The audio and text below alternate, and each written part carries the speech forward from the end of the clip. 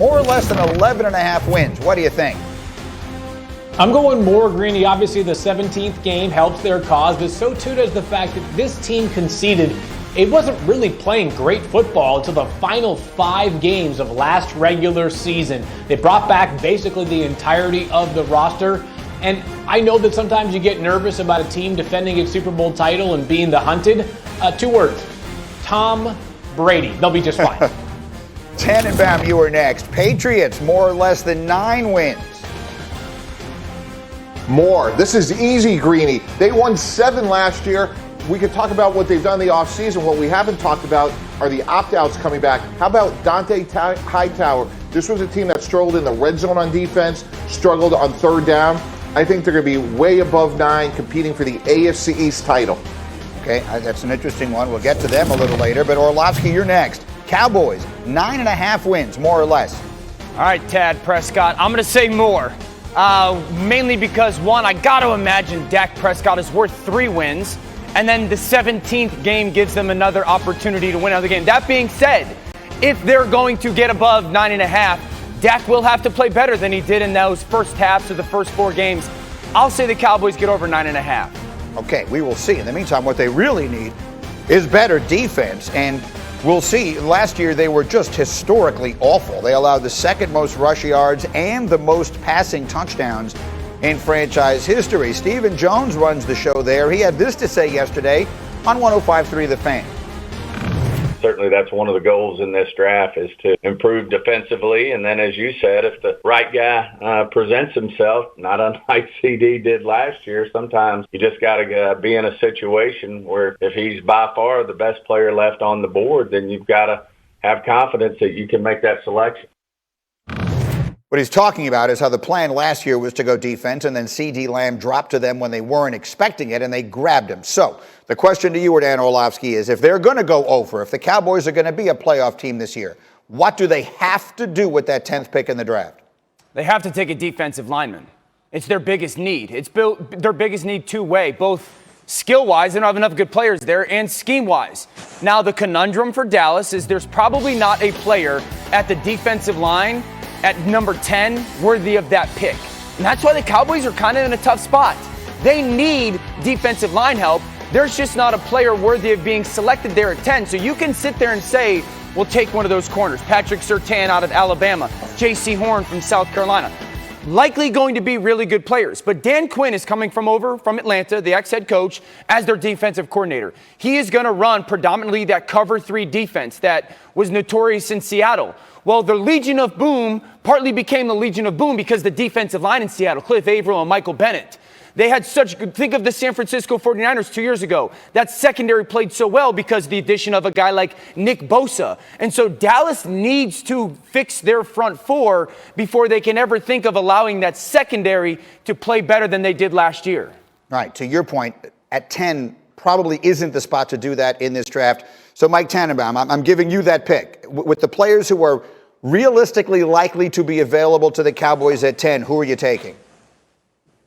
I'm taking Patrick Surtain. This is the easiest decision of the draft, and I see it a little bit differently than Dan. And Dan, as a former quarterback, you know this. If you don't have enough corners, you are sent home immediately. They're going to pick you apart. Patrick Surtain opposite Trayvon Diggs, you got a real chance. He has prototypical height, weight, speed. He has production. He has great character. And he is an ideal fit. He's a plug-and-play player. He reminds me a little bit of Darrelle Revis. I think it's a no-brainer. He's a 10-year starter. Just turn the card in. How about you, Field? If we look at the players there, again, Cowboys at number 10, who are you taking? Yeah, so I was going to offer up Patrick Surtain the second as well for a lot of the reasons that Mike just highlighted. J.C. Horn from South Carolina, unquestionably in that mix as well. Now, I will say this. Surtain, who you see here, has the pedigree, obviously was tested in the SEC, has won a lot of games, been a part of big moments. That could help Dallas. If they do want defensive front 4 help, and I know that Dan was likely referencing edge players, but Christian Barmore from Alabama, to me, should absolutely be in the conversation for one of the top 10 to 12 selections in this year's draft. He's a freak. He's a force. It's a different angle of pass rush up the middle, but I love that player. I think if they go with Barmore 10th, I'm sitting there saying, job well done, Dallas. That's an interesting one. He was the defensive MVP of the championship game. Came on, he had 8 sacks last year as a defensive tackle, but 10 overall would be, Dan, would that be high? Listen, I loved watching Barmore calling Alabama games last year. I mean, especially as an interior pass rusher. I could just tell you this. The number one thing quarterbacks hate the most when it comes to defensive line play is somebody that's going to rush us in our face, that's athletic enough to push that pocket. I think Barmore has the ability to do that. I saw him do it at Alabama. And going back to the corners, listen, you can have good corners all you want.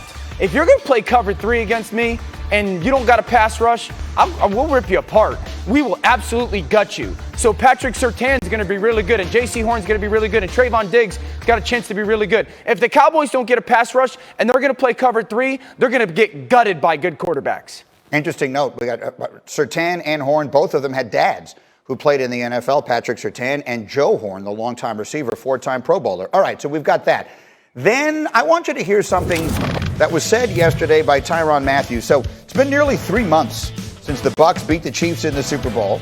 And Tyrann Mathieu was talking about watching the tape of that loss and how it will impact his team moving forward. Listen to what he said. I watched it maybe 4 or 5 times. I mean, every time I watch it, it kind of hurts a little bit more. For me, it's all about staying on top of my guys. You know, I think losses like that can kind of derail certain teams. I think for us, if we're able to kind of put it behind us but learn from it, I think it'll be one of those games that kind of build us going forward. So it's just fascinating, I think, the dynamics here of the, you know, you got the image of Tom Brady throwing the trophy, and you got Tyrann Mathieu sort of stewing in his house, watching that in a dark room, angry. So here's the question, okay? If I told you right now, because both those teams feel like significant favorites in their conferences, that only one of the 2 teams was in the Super Bowl last year is going to make it this year, the Bucs or the Chiefs, who are we taking? Dan, I'll start with you. Kansas City or Tampa, who's making it back? I'm taking the Chiefs. A lot of reasons, but one of the reasons is what I just heard from Tyrann Mathieu. I mean, we all correlate leadership to the quarterback position. How about the leadership that we just heard from the Honey Badger, talking about like he's taking it upon himself to stay on top of guys, that they lost that game and he wants them to realize it's not okay, but it's not the end of the world, right? Like they kind of lost that Super Bowl, but they didn't lose because of like this glaring weakness because of the injury. So because they still have Patrick Mahomes and they're regrouped on the offensive line and the leadership that it sounds like they have in that locker room, I'm taking the Chiefs. Mike T. Tampa Bay. What was the difference in the game? The weak offensive line of the Kansas City Chiefs. They've added Joe Thuney, Kyle Long, but those 2 tackles, Eric Fisher, Mitchell Schwartz, have not been replaced. Until those tackles are solidified, I don't care if they have the U.S. Olympic track team on the outside, which they do, by the way, between Hardman and Hill. But if they can't protect Patrick Mahomes, it doesn't matter.